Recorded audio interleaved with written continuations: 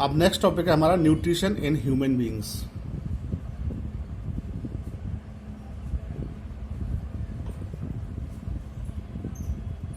Human beings में किस तरीके से न्यूट्रिशन होता है। ह्यूमन बीइंग्स में भी होलोजोइक टाइप का न्यूट्रिशन है जो कि 5 स्टेप्स में पूरा होता है: इंजेशन, डाइजेशन, एब्जॉर्प्शन, एसिमिलेशन और एजेशन।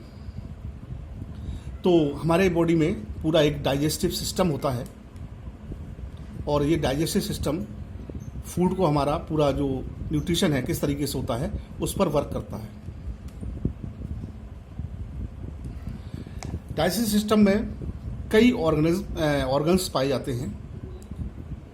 सीक्वेंस से सबसे पहले ऑर्गन्स, सबसे पहला आता है माउथ, या इसको बक्कल कैविटी भी बोलते हैं। उसके बाद ईसोफेगस,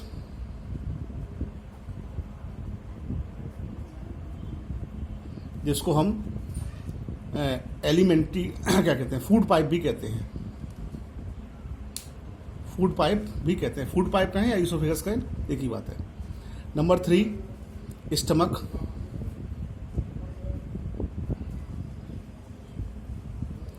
नंबर 4 उसके बाद आता है स्मॉल इंटेस्टाइन,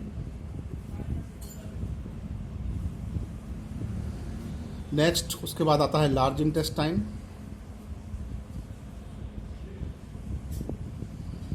उसके बाद लार्ज इंटेस्टाइन के बाद एनस। ये पूरी एक ट्यूब होती है जो माउथ से लेके एनस तक, ये क्लोज ट्यूब होती है पूरा। और ये जो है, जो पूरी ट्यूब होती है माउथ से लेके एनस तक, इसको हम एलिमेंट्री कैनाल कहते हैं।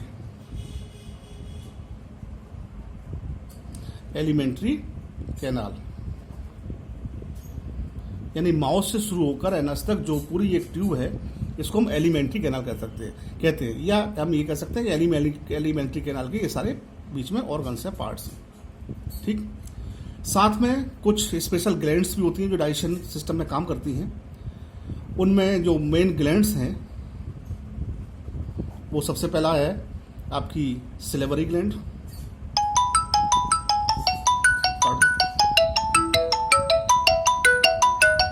नंबर 2 लिवर, और नंबर 3 पैनक्रियाज। ये 3 ग्लैंड मोस्टली जो काम करती हैं हमारे डाइजेस्ट सिस्टम में। सिलेवरी ग्लैंड्स जो हमारे माउथ में होती हैं, लिवर और पैनक्रियाज, इनके भी अपने अपने डाइजेस्ट सिस्टम में रोल है। तो सबसे पहले अब हम बात करते हैं किस तरीके से हमारा न्यूट्रिशन या डाइजेस्ट सिस्टम काम करता है, किस तरीके से हम न्यूट्रिशन करते हैं। तो सबसे पहला स्टेप इंजेशन।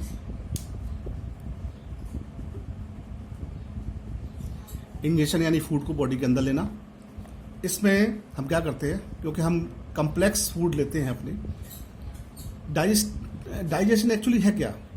डाइजेशन है कम्प्लेक्स मॉलिक्यूल्स, जो फूड के कम्प्लेक्स मॉलिक्यूल्स होते हैं उनको सिंपल मॉलिक्यूल्स में टूटना ही डाइजेशन कहलाता है। कम्प्लेक्स जो मॉलिक्यूल्स हैं फूड के, जैसे कार्बोहाइड्रेट, फैट्स, विटामिन, ये सब कम्प्लेक्स मॉलिक्यूल्स होते हैं, इनको सिंपल मॉलिक्यूल्स में तोड़ना ही डाइजेशन कहलाता है। तो जो हम फूड है, जैसे हम रोटी खाते हैं या राइस खाते हैं या कोई भी सब्जी खा रहे हैं, फ्रूट खा रहे हैं, तो ये सब कम्प्लेक्स मॉलिक्यूल होते हैं इसमें, न्यूट्रिएंट्स के। तो हम क्या करते हैं कि छोटे छोटे पार्ट्स में डिवाइड करके हम अपने माउथ में या बक्कल कैविटी में फूड को रखते हैं। ठीक, with the help of our hands, अपने हाथों की सहायता से फूड को हम अपने बक्कल कैविटी या माउथ के अंदर रखते हैं। तो ये प्रोसेस हो गई इंजेशन। इंजेशन में केवल बॉडी के अंदर फूड को लेना होता है। दूसरा आता है डाइजेशन। डाइजेशन में अब हम क्या करते हैं कि डाइजेशन जो हमारा है ये स्टमक में ही जाके नहीं, हमारे माउथ से ही स्टार्ट हो जाता है। कैसे? क्योंकि हमारी जो सिलिवरी ग्लैंड से सलाइवा, जिसको लार बोलते हैं, वो जब सीक्रेट होती है तो लार जो होती है, तो हम माउथ में क्या करते हैं, फूड को च्यूइंग करते हैं, चबाते हैं। तो इसमें चबाने में मेन रोल किसका होता है? टीथ, दांतों का होता है। तो मुंह में भी कुछ एक्शंस होते हैं। मुंह में सिलिवरी ग्लैंड्स का एक्शन होता है, टंग का रोल होता है और टीथ का रोल होता है, दांतों का रोल होता है। टीथ का रोल क्या होता है कि फूड को चबाते हैं। टीथ आप जानते हैं 4 तरह के टीथ होते हैं। जो सामने वाले होते हैं वो इंसीजर्स होते हैं, जो बाइटिंग टीथ कहलाते हैं, काटने के काम आते हैं।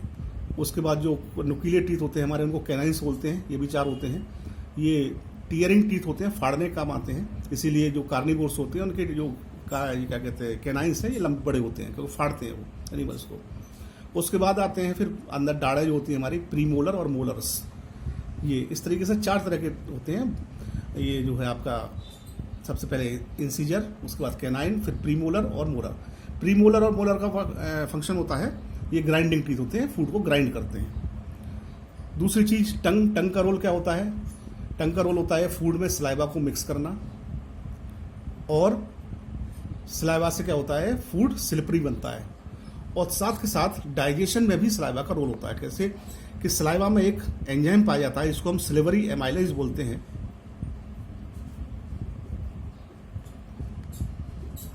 ये सलाइवा में पाया जाता है सिलिवरी एमाइलेज। ये फूड में मौजूद ग्लूकोज को फूड में मौजूद जो स्टार्च है इसको ग्लूकोज में कन्वर्ट कर देता है। तो जो स्टार्च है उसको ग्लूकोज में कन्वर्ट कर देता है। कौन कर देता है? सिलिवरी एमाइलेज, जो कि हमारी सलाइवा में मौजूद होता है। तो हम कह सकते हैं कि हमारा जो डाइजेशन है वो माउथ से ही स्टार्ट हो जाता है। इसीलिए हम जब जो कोई भी कार्बोहाइड्रेट जिसमें होता है, स्टार्च होता है, उसको ज़्यादा देर तक चबाते हैं तो थोड़ी देर बाद वो हमें मीठा लगने लगता है मुंह में, क्योंकि वो ग्लूकोज में कन्वर्ट हो जाता है। उसके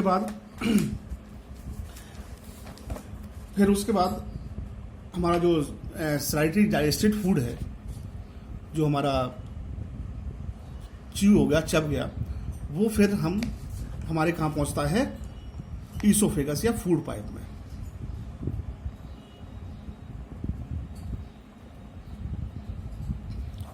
माउथ से फूड कहाँ पहुंचा? ईसोफेगस या फूड पाइप में।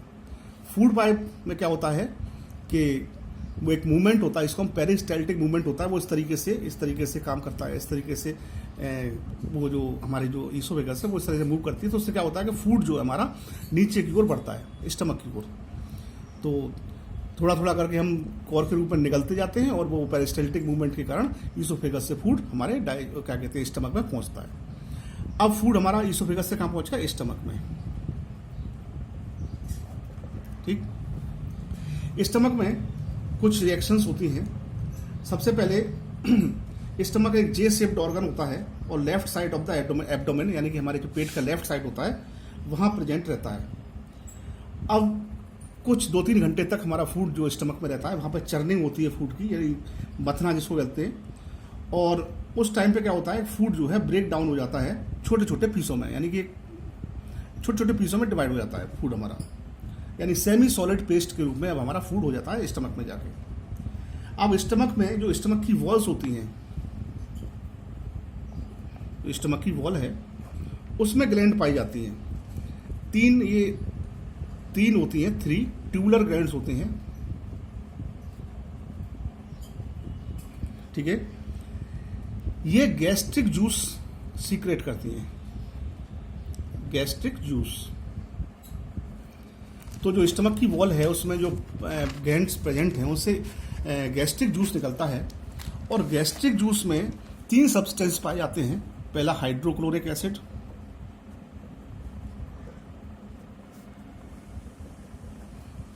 दूसरा एंजाइम पेप्सिन,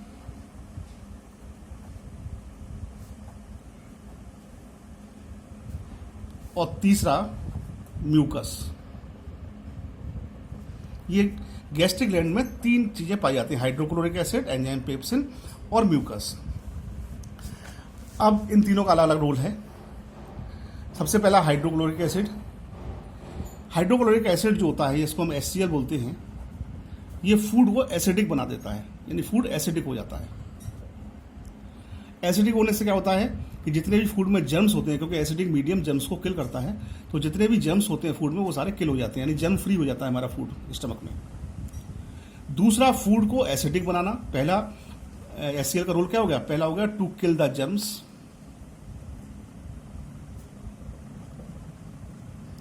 और दूसरा फूड को एसिडिक बनाना। फूड को एसिडिक बनाने का मतलब है क्योंकि एंजाइम पेप्सिन जो होता है वो एसिडिक मीडियम में ही वर्क करता है, नॉर्मल स्टेज में वर्क नहीं करता। तो जब जो एसिडिक फूड होगा तभी एंजाइम जो पेप्सिन है वो काम करता है। दूसरा आता है हमारा पेप्सिन। पेप्सिन का क्या रोल है? पेप्सिन जो है ये हमारे फूड में जो मौजूद प्रोटीन है, प्रोटीन पर वर्क करता है, इस पे प्रोटीन को स्लाइटली डाइजेस्ट करता है। तीसरा आता है म्यूकस। म्यूकस का जो रोल है,